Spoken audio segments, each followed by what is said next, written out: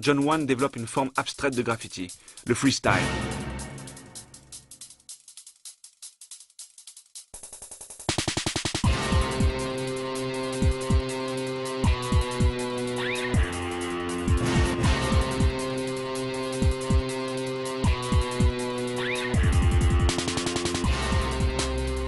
En parallèle, Ski et Lokis travaillent de nouveaux styles. Lokis déstructure les lettres en enlevant les contours, alors que Ski se sert des contours non plus pour faire un nom, mais pour faire ressortir une forme. Et bon, et par la suite, voilà, ce qui est arrivé est arrivé. C'est-à-dire que moi j'ai commencé à tourner en couille et j'ai commencé à faire des vaisseaux et trucs comme ça, quoi. Ça ressemblait un peu à des espèces de machines de guerre romaines, tu vois, un peu antiques, avec des lances devant, tu sais, des trucs d'attaque, quoi, tu vois. C'est des constructions très mécaniques, ou entre l'organique, c'est pour ça qu'on s'est bien entendu avec Ski. Hein. C'est, je veux dire, on a dû regarder Jigger tous les deux. Donc en 89-90, j'y vais vraiment à fond dans ce que j'aime. Et c'est là où commence le travail sur les têtes, je sors des lettres, etc. On peut dire ce qu'on veut, on peut aimer ou pas, mais bon, il y a quand même une recherche de dynamique et de vitesse et de violence. On sortait complètement hors norme du graffiti hip-hop qui était là, avec des petits b-boys sur le côté, avec le petit microphone, avec le petit poste radio, avec le petit truc à capuche, tu vois, le petit wild style, là, tu vois, le petit truc bien tradition, quoi, tu vois. Le problème, c'est qu'il faut toujours que des gens, je pense, se rassurent en mettant une hiérarchie. À partir du moment où on commence à mettre une hiérarchie, c'est la fin. Et il y a un moment, on a mis une hiérarchie, c'est-à-dire qu'on a dit, les argents et noirs, il n'y a que ça. Et la couleur et les murs Lego, c'est de la merde. Moi, ce qui me plaît, c'est que c'est la dynamique des couleurs.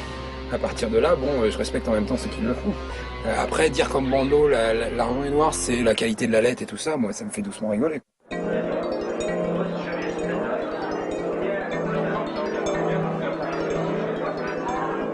Bon, après la période de la rue, on a commencé à rentrer en galerie. Ça, c'était un point d'impact très très fort et c'était 1990. Là, quand on est rentré par hasard, quand on est rentré par la porte du Terravag, on est sorti par la porte d'une galerie. Et on a commencé à peindre sur des toiles.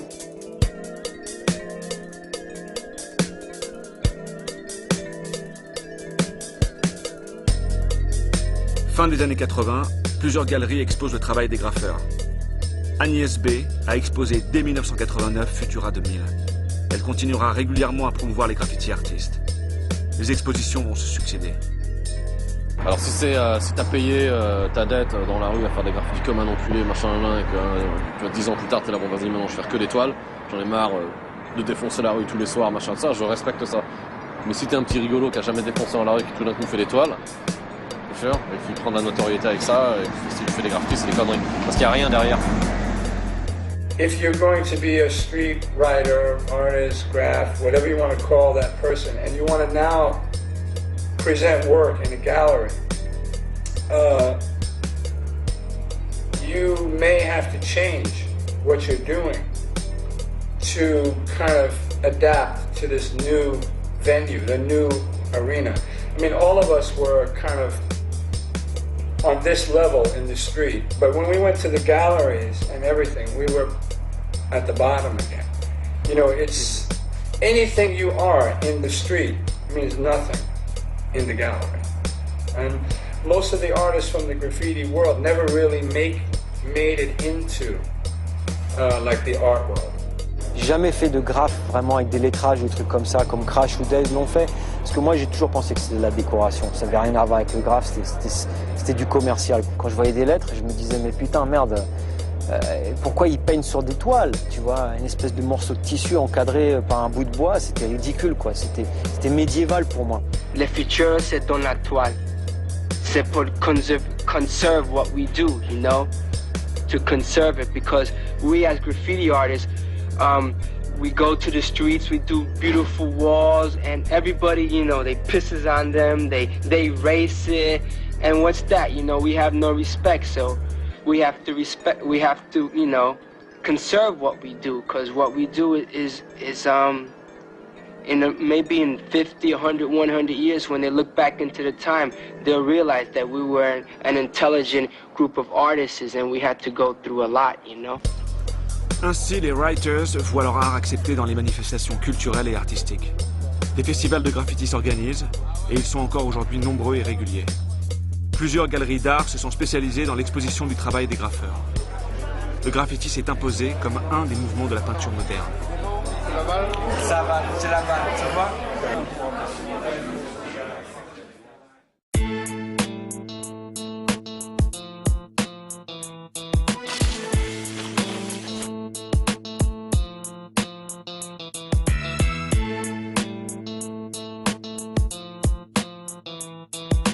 Ouais, on est fin 80, c'est l'explosion du Goethe. Voilà. Tous les petits gamins dans les lycées du 16e ou partout en banlieue, ils ont chacun leur tag. Alors t'as soit le tagueur qui va vraiment dans les rues, et soit le petit mec qui a juste tagué son sac à dos Ispac et qui a son petit tag à 2 francs.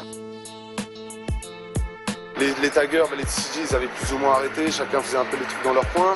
Et donc là, il y avait des nouvelles générations qui arrivaient, mais il y avait toujours quelques gars qui étaient encore un peu de l'ancienne, dont Haro, moi, Motu qui continue à peindre, Cole, Psychos, tout ça, il continue. Mais donc, si tu veux, l'ensemble des gars, Squat, il avait plus ou moins arrêté, Sain aussi, Joe et Shen, tu vois, tous ces mecs-là qui étaient là, des anciens, ils avaient plus ou moins arrêté.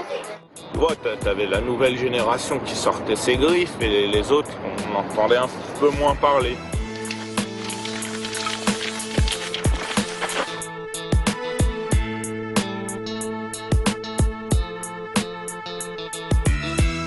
Et nous, on se disait, il faut qu'on marque. Il faut qu'on marque quelque chose de plus. Et en premier lieu, c'était plutôt les métros qui nous intéressaient. On fonce dès les entrepôts, on fonce dès toutes les lignes, aucun répit, on se croise même dans les entrepôts avec d'autres Goethe. Et la technique de base était donc le Posca, ce qui est un marqueur qui n'est pas celui-là, mais un Posca de 15 avec une encre Flowmaster. Après, on passait donc aux marqueurs un peu plus gros, il y avait les vins, il y avait les torches. En fait, on trempait même des éponges dans l'encre pour que l'encre puisse faire des énormes traits et rester. Il y a eu beaucoup de journaux qui commençaient à parler de nous et de la 13. La RATP qui nous faisait énormément de pubs avec leur bandeau. La 13 a coûté tant de millions. Ouais, il y a eu tout ça, quoi. C'est vrai que chaque ligne avait son groupe. T'as les DMS et les MKC sur la 7. TKV, la 9. Les 93 pour la ligne 13. Ensuite, il y avait la 1 pour les VEP. Et c'est là où le phénomène est devenu vraiment un phénomène de société, parce que les gens ont halluciné sur l'état des métros, ils étaient à jeter. Je sais que c'est nous qui avons fait partie des gens qui avons supprimé les premières classes, parce qu'à l'époque elles étaient jaunes. Moi quand je suis arrivé avec la Corio sur les premières classes jaunes, c'était foutu. Les trains, il était foutu, tu pouvais le jeter à la poubelle et il était cassé. À un moment, il y a tellement de taggers que quand tu descends dans un entrepôt, il y a un mec qui est déjà passé avant toi, tu vois. Donc t'arrives avec ton encre et ton éponge, sauf que le métro il est déjà marave. Donc tu dis, bon, qu'est-ce que je vais faire, quoi? Est-ce que je vais prendre le risque de prendre des bombes, parce que les bombes ça sent et tout? Il n'y avait pas beaucoup de trains, il y avait beaucoup d'entrepôts qui avaient été faits, à l'époque des TCG, même à l'époque des anciens et tout, mais les mecs ils faisaient pas des gros graphes, tu vois. Les graphes c'était pas encore... on en faisait dans les tunnels de métro, pas mal, il y avait Squad 5 comme je te disais tout à l'heure, mais on en faisait pas sur les métros. Et là on commençait à arriver les trucs justement des AEC.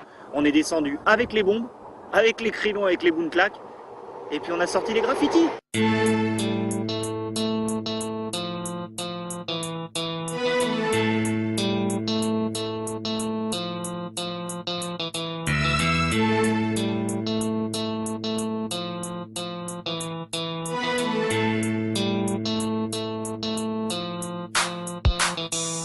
Du coup, on a remis les bouchées doubles et ce qui à la finale a été une bonne émulation entre le métro et les stations parce qu'on a commencé chacun à mettre la pression en peinture sur le métro à Paris.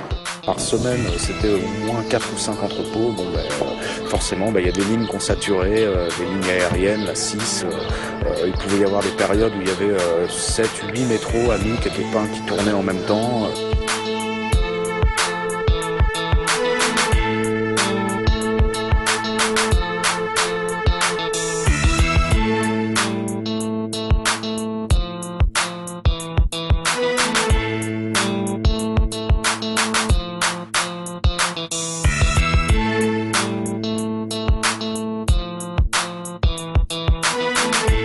Sur la 7 particulièrement, ça roulait jusqu'à 4 voire 6 mois dans l'année.